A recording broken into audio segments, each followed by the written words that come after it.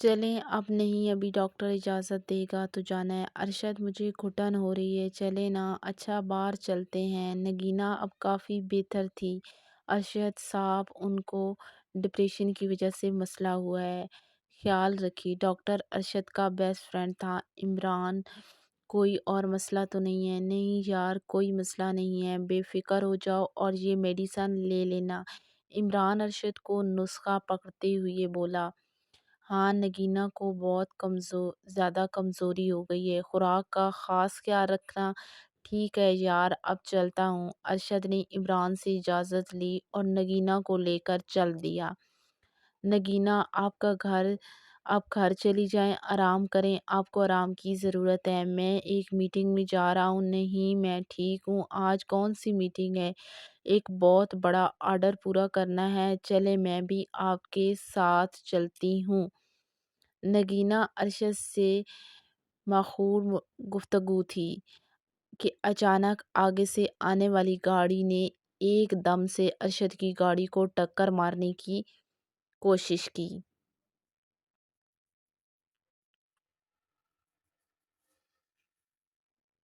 अरशद ने फौरन स्टीयरिंग को बर्क रफ्तारी से गाड़ी को संभाल लिया। होश बेहाल होने पर नगीना अरशद से हम कलाम हुई। अरशद, आज हमारे साथ क्या हो रहा है? आज आप किसी मीटिंग में नहीं जाएंगे। अरशद इस बात में सर हिलाते हुए ऑफिस की तरफ चल दिया। अरशद के घर वालों ने तारीख के हवाले से घर मदऊ किया और शादी की तारीख पक्की कर ली। अरशद अब नगीना से पहले की तरह बात ना करता था। नगीना बात महसूस की और शिकवा किया। नगीना, अब आप और मैं एक होने जा रहे हैं। अब ज़्यादा बात नहीं करेंगे तो बेहतर है। नगीना ने बात को समझा और घर में तैयारियां शुरू हो चुकी थी। साहब जी, ये मेरी बेटी है महविश, आपको उस दिन बताया था ना कि इसके बारे में। हाँ हाँ ठीक है, क्या करती है महविश? अरशद उसका बगौर जायज़ा ले रहा था। औरत में एक ख़ासियत ये भी है कि मर्द की नज़र को बहुत जल्द पहचान जाती है। क्या करना चाहती हो ज़िंदगी में? महविश ने भी अरशद की निगाहों को नोट किया और अपना दुपट्टा संभालते हुए बोली, साहब आगे पढ़ना चाहती हूँ। Okay good. और ये लिबास कैसा पहना हुआ है? अरशद महविश के कपड़ों को देखते हुए महविश को मुतवज्जा करना चाहा। महविश ने एक बार भी अरशद की तरफ ना देखा था। अच्छा ठीक है, तुम्हारा काम ये है कि मेरी वालदा का ख़ास ख्याल रखना और उनकी दवा और खाने पीने पे ध्यान देना, और रात को भी अक्सर रुकना पड़ता है। जी साहब, जी बेहतर, और मुझे शिकायत का मौका ना मिले। जी साहब ठीक है, तुम जाओ। अच्छा रुको ज़रा। अरशद ने महविश को दोबारा बुलाया और पैसे देते हुए कहा, ये लो, ढंग के कपड़े खरीद लेना। लो। महविश पैसे पकड़ते हुए आगे बढ़ी। अरशद ने पैसे देने के बहाने में महविश के हाथ को मसलना शुरू कर दिया। फौरन ही महविश ने झटके से हाथ को छुड़ाया और बाहर चली गई।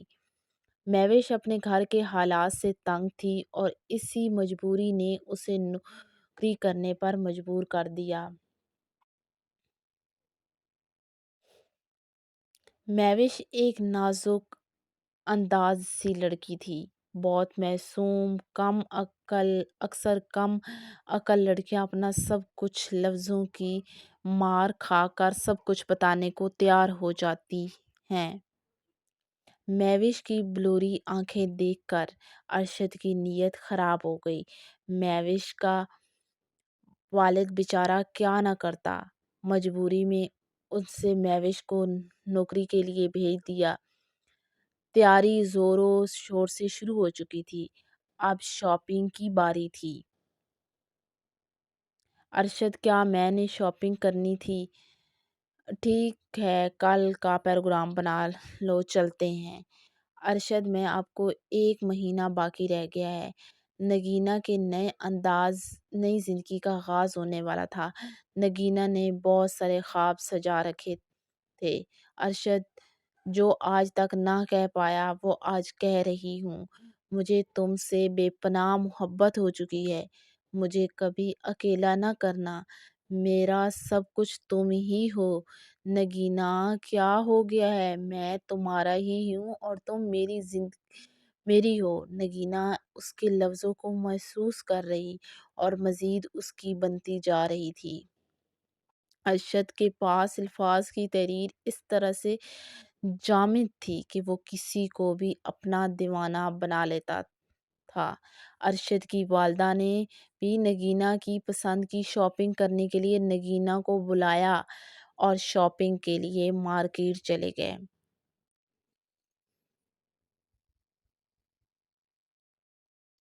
باؤ اپنی پسند کی شاپنگ کر لینا، بعد میں ارشد کے کان نہ بھرتی رہنا کہ فلاں چیز نہیں لی، ایک بار ہی شاپنگ کر لو، بار بار مجھ سے آنا نہیں ہوتا۔ ساس کا یہ رویہ نگینہ کے لیے نیا تھا اور وہ نہ چاہتی تھی کہ شادی سے پہلے بیٹی کہنے والی ماں بعد میں واقعہ ہی ساس بن کر دکھاتی ہے۔ جی امی، میں پسند کر لیتی ہوں، آپ بے فکر ہو جائیں۔ بھیا وہ سامنے پنک میں سوٹ دکھائیں۔ امی، یہ ارشد کو بہت پسند ہے۔ زائدہ کو تھوڑا جیلسی ہونے لگی۔ نہیں نہیں، یہ مجھے پسند نہیں ہے۔ اب زائدہ کے دل میں یہ بات تھی کہ یہ ارشد کی پسند کے ہر چیز پہنے گی تو مجھ سے دور ہو جائے گی۔ ارشد، اچھا وہ دوسرے والا سرخ جوڑا دکھائیں۔ امی، یہ کیسا ہے؟ ہاں ٹھیک ہے، تمہیں پسند ہے تو لے لو۔ زائدہ ہر بات میں ناگواری دیکھ رہی تھی۔ اسے نگینہ کے ماضی کے بارے میں معلوم تھا اور غریبوں سے ارشد کی طرح اجتناب ہی کیا کرتی تھی۔ ٹھیک ہے بھائی، یہ والا پیک کر دیں۔ نگینہ نے کافی ساری شاپنگ کی اور شاپنگ مال سے باہر آ گئی۔ ارشد باہر کھڑے اپنی والدہ کا انتظار کر رہا تھا۔ امی جان، ہو گئی ہے شاپنگ؟ ہاں ہو گئی ہے۔ اس سے پہلے کہ نگینہ کچھ اور بات کرتی، زائدہ نے بات کو آگے نہ بڑھنے دیا۔ چلو بیٹا، میری طبیعت خراب ہو رہی ہے۔ جی امی جان، چلیں۔ جیسے جیسے شادی کے دن قریب آ رہے تھے تو ویسے ویسے نگینہ کے والدین کی فکر لاحق ہوتی جا رہی تھی۔ نگینہ کے والدین اکیلے ہونے جا رہے تھے۔ کہنے کو تو ایک شہر میں ہی تھے مگر سسرال میکے کی زندگی میں فرق تھا۔ ایک بات کی خوشی بھی تھی کہ نگینہ کا فرض ادا ہونے جا رہا ہے۔ نگینہ آفس میں کس سے بھی اونچی آواز میں بات نہ کرتی تھی، یہاں تک کہ ٹی بوائے سے بھی بہت عزت سے پیش آتی اور اس کی نسبت ارشد بہت غصے والا تھا۔